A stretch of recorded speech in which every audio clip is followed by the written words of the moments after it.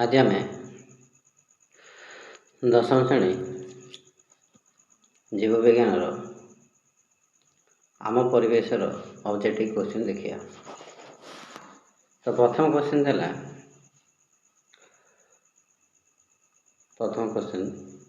वायुमंडल भूपृष्ठर उपरू प्राय केते किमी ऊपर को व्यापी। वायुमंडल भूपृष्ठ रु प्राय केते किमी ऊपर को व्यापी 1540 600 620 640। तो उत्तर ऑप्शन डी 640 ऊपर को व्यापी।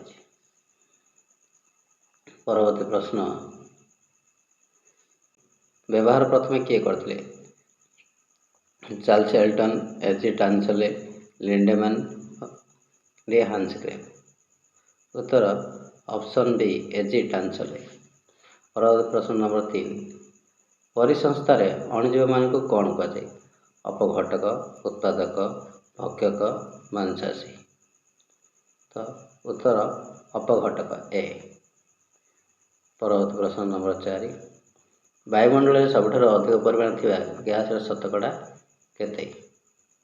ऑप्शन 0.03, 20.84, 7.86, 0.08। उत्तर 7.62। यह आम नाइट्रोजन बा जैवक्षार। दूत मान को भक्षण कर प्राणी मान को कौन कहुए? भक्षक, तृणभोजी, मांसाशी, अपघटक। तो उत्तर तृणभोजी। परवर्ती प्रश्न परिसंस्थार कहार प्रभाव अणुचक्राकार होता है? शक्ति, पोषक, खाद्य श्रृंखला, खाद्य जाली। तो उत्तर शक्ति है, ऑप्शन ए। परवर्ती प्रश्न 7 केवटी पृथ्वीर सबुठार बड़ परिसंस्था अटे? जीवमंडल, वायुमंडल, अश्ममंडल, जीवमंडल। उत्तर जीवमंडल।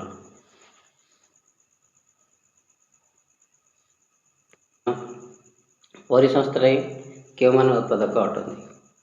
परिसंस्थार क्यों मान उत्पादक अटंती? भक्षक, अपघटक, सबुज उद्भिद, परभोजी।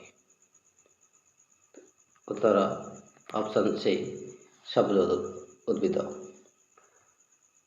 परिसंस्थार पोषकर प्रभाव किपरि होता है?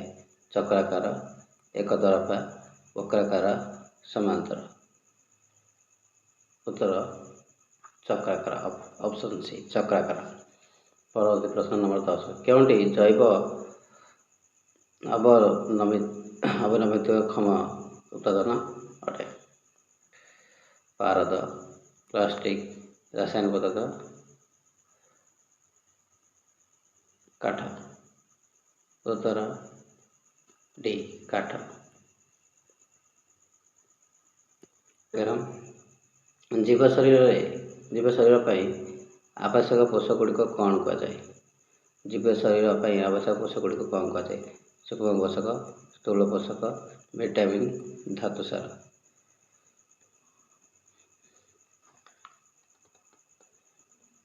उत्तर स्थूल पोषक, ऑप्शन बी। परवर्ती प्रश्न वायुमंडल क्यों गैस वृद्धि तापन विश्व तापन दायी? CO, NO, CO2, SO2। उत्तर CO2। क्योंटी एक सूक्ष्म पोषक? Potassium, calcium, sodium, magnesium. उत्तर सोडियम एक सूक्ष्म पोषक। डालिया जातीय फसलर चेर रही क्यों बैक्टेरिया जैवक्षार निबंधन करे? आनाबिना, राइजोबियम, इकोली, साल्मोनेला। उत्तर राइजोबियम। परवर्ती प्रश्न नंबर 15 क्यों उत्पादन जो परिसंस्थार पोषकुंड सर्वदा परिपूर्ण थाए? अपघटक, उत्पादक, ଭକ୍ଷକ ଅଜୈବ ଉପାଦାନ। ଉତ୍ତର ଅପଘଟକ।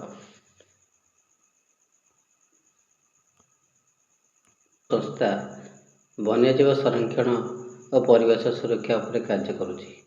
କଳ୍ପବୃକ୍ଷ, କେରଳ ଶାସ୍ତ୍ର ସାହିତ୍ୟ ପରିଷଦ, ଡେରାଡୁନ୍ ପରିବେଶ book club, Bombay natural history society. ଉତ୍ତର Bombay natural history society, option D. ପରବର୍ତ୍ତୀ ପ୍ରଶ୍ନ 17। ଶୀତଳୀକରଣ ଯନ୍ତ୍ର ବ୍ୟବହୃତ କେଉଁ ଗ୍ୟାସ୍ ଓଜୋନ୍ ସ୍ତର ଛିଦ୍ର ସୃଷ୍ଟି କଲାଣି? Option ACC, CFC, NO2, SO2। ଉତ୍ତର ସିଏଫସି, କ୍ଲୋରୋଫ୍ଲୋରୋକାର୍ବନ। ଇକୋଲୋଜିକାଲ ପିରାମିଡ୍ ଧାରଣା ପ୍ରଥମେ କିଏ ଦେଇଥିଲେ? ଡାରୱିନ୍, ଟାନସଲେ, ଏଲ୍ଟନ୍, ଲିଣ୍ଡେମାନ୍। ଉତ୍ତର ଏଲ୍ଟନ୍। ପ୍ରଶ୍ନ ନମ୍ବର 19। ସମୁଦ୍ର ଚଟାଣରେ ଅଙ୍ଗାରକ କେଉଁ ରୂପରେ ଥାଏ? କାର୍ବୋନେଟ୍, ସଲଫେଟ୍, କାର୍ବାଇଡ୍, ଖଣିଜ ତୈଳ। ଉତ୍ତର କାର୍ବୋନେଟ୍, ଅପସନ୍ ଏ। 20 ନମ୍ବର ପ୍ରଶ୍ନ।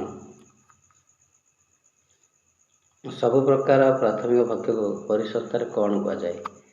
ଉତ୍ପାଦକ, ଅପଘଟକ, ରୂପାନ୍ତରକ, ତୃଣଭୋଜୀ। ଉତ୍ତର ତୃଣଭୋଜୀ। ତ